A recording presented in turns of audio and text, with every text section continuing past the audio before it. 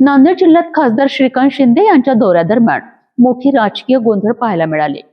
माहूर तालुक्यातील अंजनखेडा येथे उद्धव बाळासाहेब ठाकरे पक्षाच्या कार्यकर्त्यांनी श्रीकांत शिंदे यांच्या ताफ्याला काळे झेंडे दाखवत अडवण्याचा प्रयत्न केला।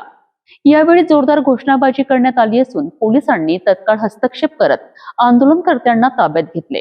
नांदेड जिल्ह्यातील माहूर तालुक्यात खासदार श्रीकांत शिंदे यांच्या दौऱ्यादरम्यान राजकीय वातावरण चांगलेच तापले। अंजनखेडा येथे उद्धव बाळासाहेब ठाकरे पक्षाच्या कार्यकर्त्यांनी खासदार श्रीकांत शिंदे यांच्या ताफ्याला काळे झेंडे दाखवत ताफा अडवण्याचा प्रयत्न केला। यावेळी आंदोलनकर्त्यांनी खासदार नागेश पाटील आष्टीकर यांच्या विरोधात घोषणाबाजी केली। तसेच गद्दार असे पोस्टर झळकवत जोरदार निदर्शने करण्यात आली। या ताफ्यात खासदार श्रीकांत शिंदे यांच्यासोबत खासदार नागेश पाटील आष्टीकर हे देखील उपस्थित होते।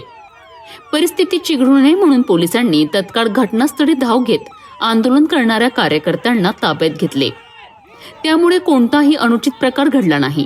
या घटनेनंतर परिसरात काही काळ तणावाचे वातावरण निर्माण झाले होते, मात्र पोलिसांच्या हस्तक्षेपामुळे परिस्थिती नियंत्रणात आली।